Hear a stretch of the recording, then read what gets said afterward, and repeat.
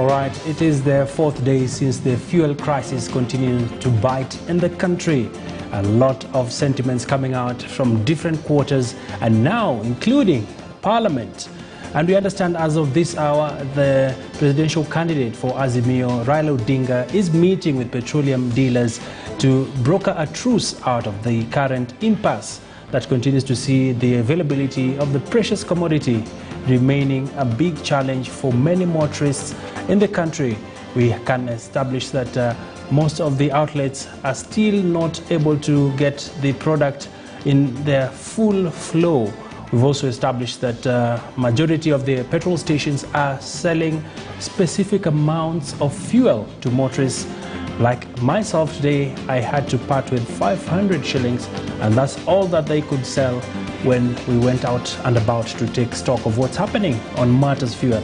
Welcome to Business Today. My name is Abi Agina, and it is the eve of the budget reading. We have a lot lined up for you this afternoon, including some budget analysis. And of course, tomorrow, the D-Day, where we'll be giving you wall-to-wall coverage of the national budget. And we want to start off the broadcast with a quick look at the various developments that we continue to report on here. And members of Parliament have opened an inquiry into the total amount of money collected under the fuel levy fund from September 2021. This is due to a payment standoff between the Petroleum and Mining Ministry and oil marketers that has led to fuel shortage in the country. The legislators want a full report on the number of registered oil marketers, both small and big petroleum dealers, and their network distribution. The Energy and Petroleum Regulatory Authority increased the pump prices of petrol and diesel by 5 shillings, but despite that, the government maintained the margins of the oil marketers at zero, meaning no profits for the companies. In a bid to deal with the crisis, the Petroleum Ministry released 8.2 billion shillings subsidy arrears to the retailers.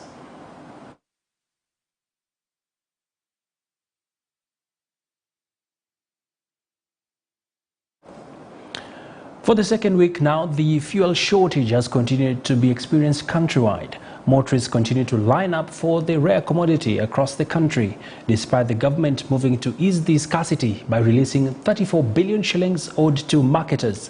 But even as the country continues to feel the pinch of the shortage, senators held a special session this afternoon, that was last evening, where they demanded a thorough investigations into the matter.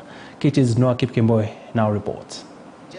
After the president signed the supplementary budget and allocated funds for all marketers' subsidy, it is not yet back to normal. Hii mafuta imetuaffect sana, ndio imekuwa bei kali na tena ipatikani.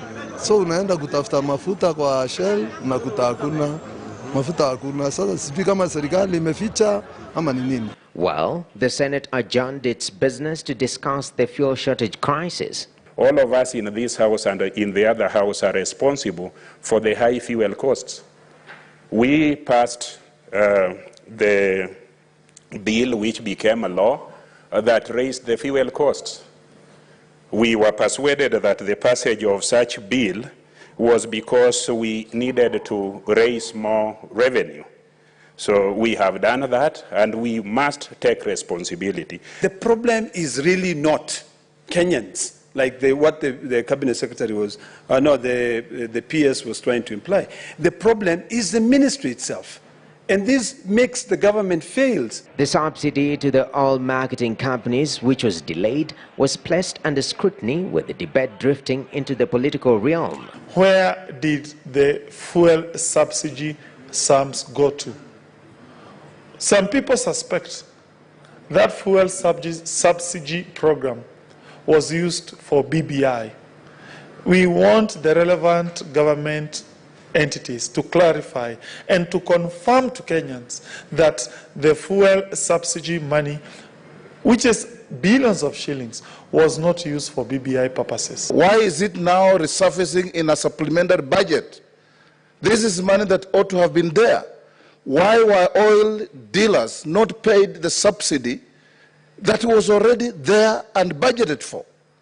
Now we are coming to a supplementary to generate money to pay the oil companies. But the heavy criticism of the government handling of the crisis by Senator Kangata and the recent complaints by the Deputy President was pushed back. But here is somebody who has taken an oath under the Constitution to be the principal assistant to the President of the Republic of Kenya. Nobody else has those powers under the Constitution.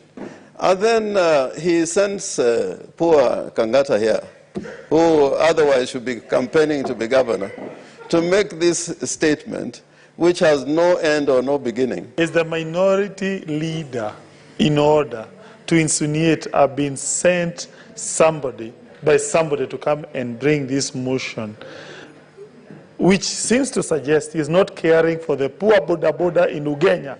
He is not caring for the poor person in Kisumu. He is not caring for the millions of Kenyans.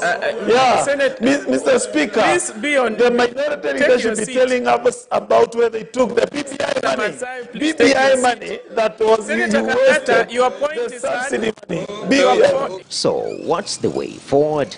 To ask the Speaker on a request for a statement so that the agencies of government would come here before the Senate or the relevant committee, and the Speaker can direct, if it is a matter of some urgency in which a solution is required, that the relevant committee and the House deliberate on the matter in terms of making decisions. Nokip Kimboy, KTN News. All right, that various discussion takes us to our next area of focus, and we continue to stay on this issue around the fuel crisis. And we want to bring in on studio Moses Mwangi, the Managing Director, Fly 740 Air, who is with us.